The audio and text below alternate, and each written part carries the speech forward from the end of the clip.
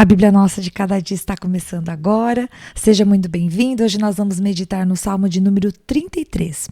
E embora na minha Bíblia, e acredito que na sua também, não apareça a referência dizendo que é um salmo davídico, ele está aqui juntamente com os outros e ele tem uma certa referência ao Salmo 32 que foi escrito por Davi. Portanto, não vou afirmar categoricamente que foi escrito por Davi, mas é um salmo feito com certeza na presença de Deus e para o Senhor, para abençoar a minha vida e a sua. Amém? Então vamos começar?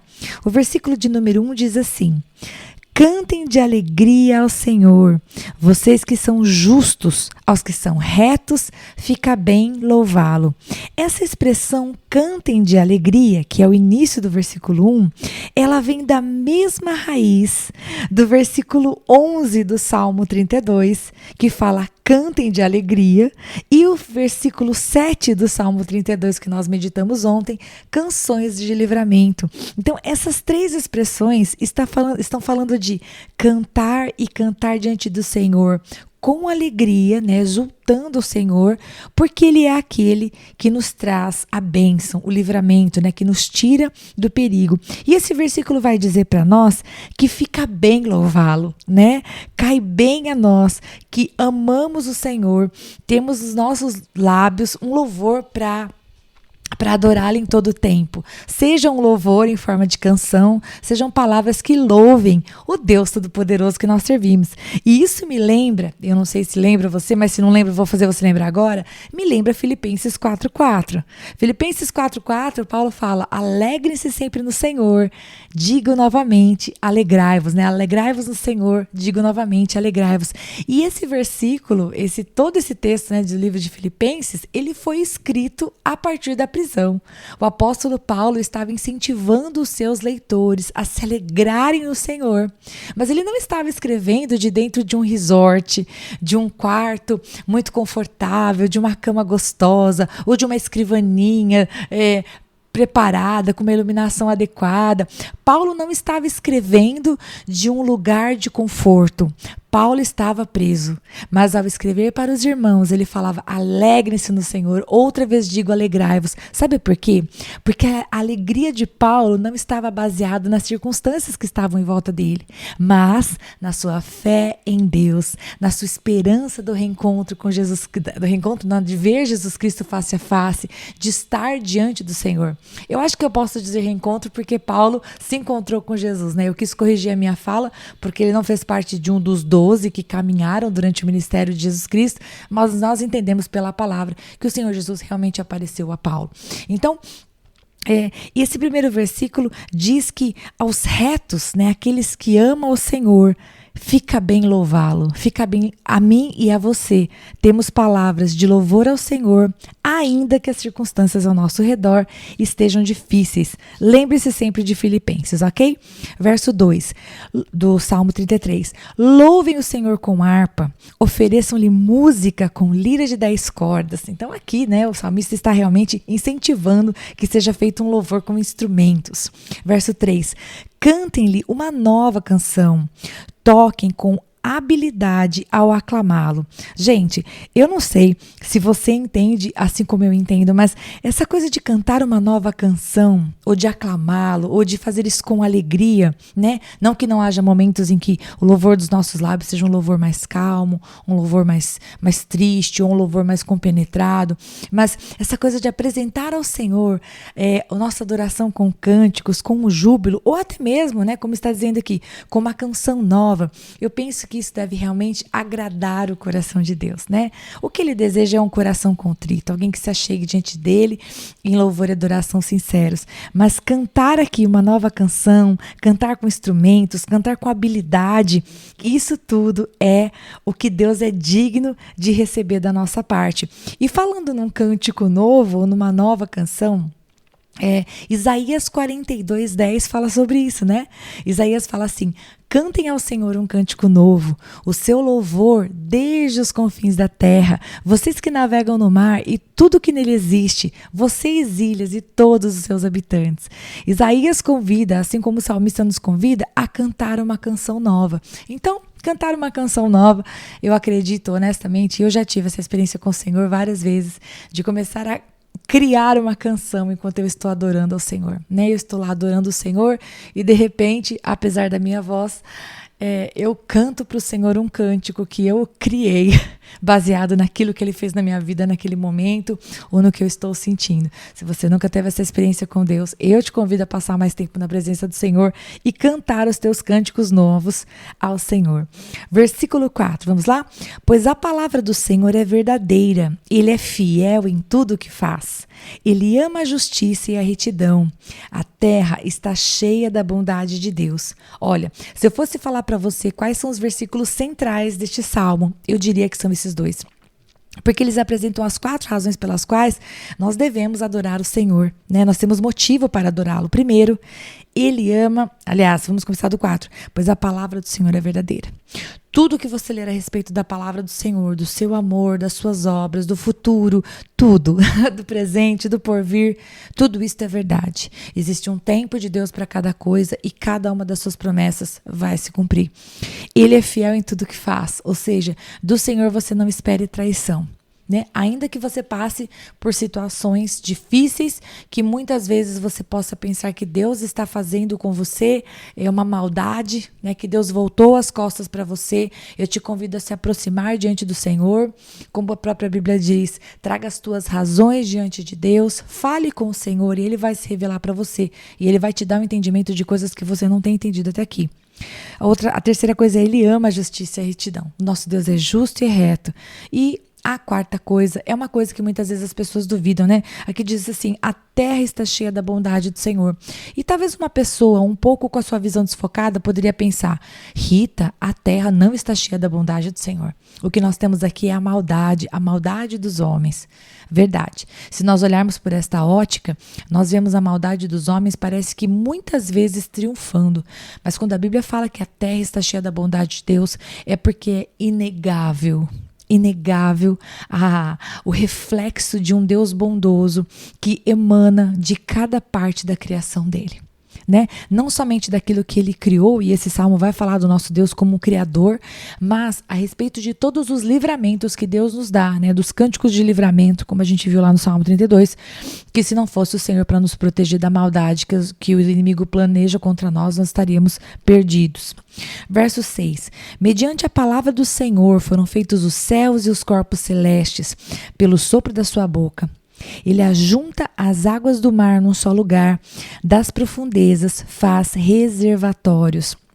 Então, versículos 6 e 7 apresentam o Senhor como o Criador, como o Todo-Poderoso. Se você gosta de Gênesis, que fala da história da criação, Gênesis 1:6, anota aí a referência, diz, então Deus disse, haja um firmamento entre as águas, que faça separação entre águas e águas. E assim foi. Deus fez o firmamento e separou as águas que ficaram abaixo do firmamento das que ficaram por cima. Ao firmamento Deus chamou céu. Passaram-se a tarde e a manhã, e esse foi o segundo dia. Estamos falando da criação, sim. O Deus Criador trouxe à existência, pelo poder da sua boca, da sua palavra, tudo aquilo que existe. E Hebreus 11:3 vai nos lembrar disso, né? Diz assim, pela fé, entendemos que o universo, e agora a gente não está falando só do planeta Terra, entendemos que o universo foi formado pela palavra de Deus, de modo que aquilo que se vê não foi feito do que é visível, né? A nossa criação de tudo que nós vemos foi feito por aquele que é invisível, mas real, né? Pela sua palavra, tudo veio a existir. Glória a Deus por isso. Verso 8. Eu acho que eu podia ler o versículo de Êxodo com vocês. Anota uma referência, Êxodo 15:8, ou escute. Olha o que diz lá. Pelo forte sopro das tuas narinas, as águas se amontoaram. E esse versículo, ele é tremendo porque mostra como Deus, ele realmente tem todo o poder. Um poder que a nossa mente limitada não consegue conceber. E por isso que quando nós tentamos, às vezes, racionalizar sem conhecimento, sem a busca do conhecimento, nós podemos muitas vezes negar a soberania de Deus, porque nós não somos seres soberanos. Somos limitados, não é mesmo? Verso 8. Toda a terra tema o Senhor, tremam diante dele todos os habitantes do mundo. Ele falou e tudo se fez. Ele ordenou e tudo surgiu. O Senhor desfaz os planos das nações e frustra os propósitos dos povos, mas os planos do Senhor permanecem para sempre. Os propósitos do Senhor por todas as gerações. Para aqui um pouquinho. Então, esses versículos vão falar sobre o quê? A nossa pequenez, né? Nós devemos realmente tremer diante do Senhor, porque somos pequenos, porque não vamos dizer assim, não nos achegamos nem de longe a quem é o Senhor nosso Deus em poder, em soberania, em todas as demais coisas, né? Veja Gênesis 1:3, né? Disse Deus, haja luz e houve luz.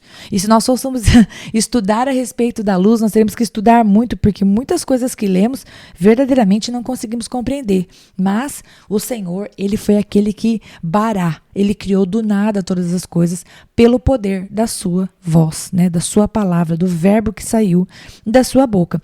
E esse trecho vai dizer que enquanto nós devemos tremer mesmo diante desse Deus grandioso, o Senhor tem planos, e os planos que Ele traça, eles vão se cumprir, né? O que o Senhor traça se cumprirão. Isaías 8:10 vai dizer, mesmo que vocês criem estratégias, estas serão frustradas.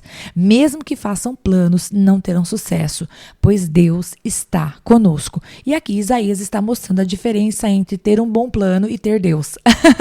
E muitas vezes a gente, confiando na força do nosso próprio braço, a gente acha que basta ter um bom plano. Não dá. Nós precisamos de Deus. Jó 23:13 fala, mas Ele é soberano. Quem o impedirá? Ele faz o que quer. Sim, ninguém pode mandar em Deus. Ninguém força o braço de Deus para uma direção ou por outra. Ele tem um plano, né? E ao plano do Senhor ninguém pode resistir. O que nós podemos fazer é buscar estar dentro do plano de Deus e apresentar, claro, os nossos planos diante de Deus para perguntar, pai, o teu plano é igual ao meu? Porque a Bíblia lá em Isaías 55 separa exatamente, muito bem, o que são os nossos pensamentos e os pensamentos do Senhor, né? Os nossos pensamentos, a nossa visão, ela enxerga, imagina uma rua, a nossa visão enxerga até o final da rua, se nós estivermos olhando para frente, né? Mas o Senhor, Ele tem a visão do GPS, Ele vê todas as ruas, Ele vê do alto, Ele enxerga todas as curvas, nenhum detalhe passa despercebido. Então Isaías 55:8 fala assim, porque os meus pensamentos não são os pensamentos de vocês, nem os seus caminhos os meus caminhos, declara o Senhor. Como os céus são mais altos do que a terra, assim os meus caminhos são mais altos do que os seus caminhos, e os meus pensamentos mais altos do que os seus pensamentos. E não significa que Deus está humilhando a gente e dizendo, então eu sou o sabidão, vocês não são. Ao contrário, isso é praticamente um convite. Você quer saber quais são os meus pensamentos, que são diferentes dos teus? Venha falar comigo. O desejo do Senhor desde o princípio sempre foi ter comunhão com o homem, né? Sempre foi, como nós meditamos no Salmo de ontem, né? Sempre foi que nós fôssemos chamados amigos, né? Jesus disse, né? Eles são meus amigos porque eu tenho compartilhado tudo aquilo que o Pai me compartilhou. Já não são apenas servos. Desde o princípio, a vontade do Senhor foi que nós nos comportássemos assim, próximos, juntos dele, dependendo do Senhor, querendo a presença dele. Então, agora, o que nos cabe? Nos cabe olhar para essa palavra e perguntar, Pai, esse meu pensamento é um pensamento que o Senhor se agrada? Esse meu caminho é um caminho que o Senhor me agrada? Pai, eu não quero o meu caminho, eu quero o teu caminho. Então, Pai, me mostra aquilo que eu não estou vendo. Senhor, não me deixa pôr a carruagem na frente dos cavalos, como é que era o negócio? Não me deixa pôr na frente dos burros, me deixa fazer exatamente, né? Me ajuda a fazer exatamente como o Senhor sabe que é melhor. Porque, verso 12, como é feliz ou bem-aventurada a nação que tem o Senhor como Deus, o povo que Ele escolheu para lhe pertencer. Porque sim, Ele escolheu um povo, né? Deuteronômio 7, verso 6 vai falar, pois vocês são um povo santo para o Senhor, o seu Deus. O Senhor, o seu Deus, os escolheu dentre todos os povos da face da terra para ser o seu povo, o seu tesouro pessoal. E hoje nós temos a graça de sermos chamados também de povo santo, sacerdócio real, né? Propriedade exclusiva de Deus. Glória ao Senhor por isso. Continuando a leitura. Verso 13, dos céus olha o Senhor e vê toda a humanidade. Do seu trono ele observa, espera só um pouquinho que eu tenho que virar aqui a página. Ele observa todos os habitantes da terra. Ele que forma o coração de todos, que conhece tudo o que fazem. Eu quero só fazer uma observação. Aqui no versículo 13, virando a página, 14, 15, aparece toda a humanidade, todos os habitantes. e o coração de todos. E toda vez que Deus fala tudo, é tudo. Toda vez que Deus fala todos, são todos. Ponto e acabou, sem exceção. E essas palavras todos falam de um conhecimento, uma onisciência tremenda da parte de Deus, né? E aqui quando fala, ele forma o coração de todos, essa palavra todos, ele significa todos igualmente, em unanimidade, não tem diferença, né? O coração do rico ou o coração do pobre, o coração desse ou o coração daquele, não há distinção. Então, nós observamos que Deus, ele realmente, apesar de ser o Deus Criador, o Deus Todo-Poderoso, ele enxerga cada um de nós. Nada do nosso coração está encoberto diante de Deus. Então, como nós vimos no Salmo passado, vamos entregar diante do Senhor mesmo as nossas dores e pedir a ajuda dele, né?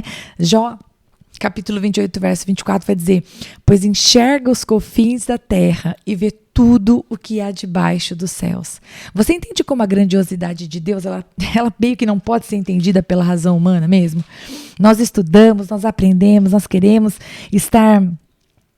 ter o entendimento de quem é Deus, mas a gente precisa, acho que acima de tudo, meus queridos, amar a Deus e sentir Deus e ter comunhão com Deus. É mais do que qualquer coisa que nós possamos ler em qualquer lugar.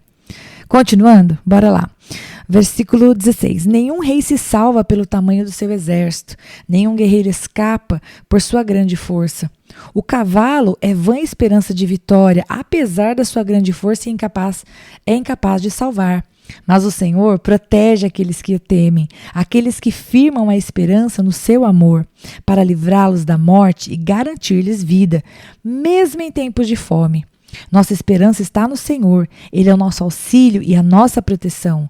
Nele se alegra o nosso coração, pois confiamos no seu santo nome. Esteja sobre nós o teu amor, Senhor, como está em ti a nossa esperança. Aleluia. E então o salmista vai terminar dizendo que não importa qual é o recurso que tenhamos, né?